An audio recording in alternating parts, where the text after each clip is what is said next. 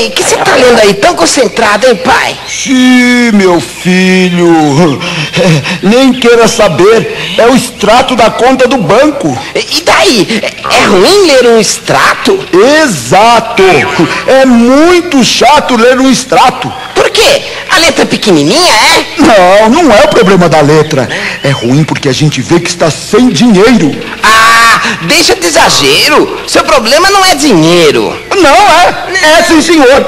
Mas então qual é meu outro problema além de dinheiro, hein?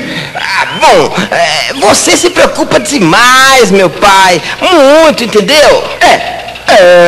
Pensando bem a verdade, acho que isso não é bom para a saúde, né? Não, tá na cara que você precisa fazer exercício, morou? Puxa, meu filho, que bom você se preocupar com a minha saúde. Muito obrigado. A gente vê que você é um filho que se preocupa com a saúde do pai. Não é com a sua saúde, não. É essa sua barriga que está horrível, indecente. Dá uma olhada, cara. Olha só. Ah, vem cá, seu moleque malcriado. Vem cá ver o que é horrível. Vem cá, vem.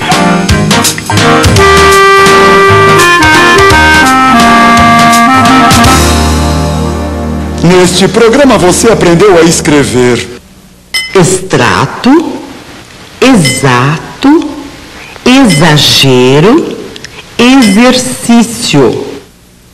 Guardou? Não vai esquecer, hein?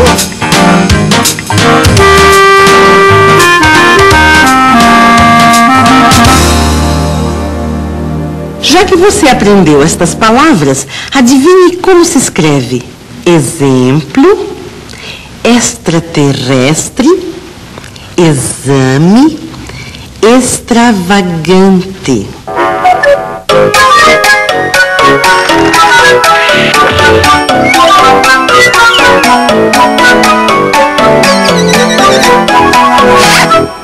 Muito bem, você acertou. É assim que se escreve.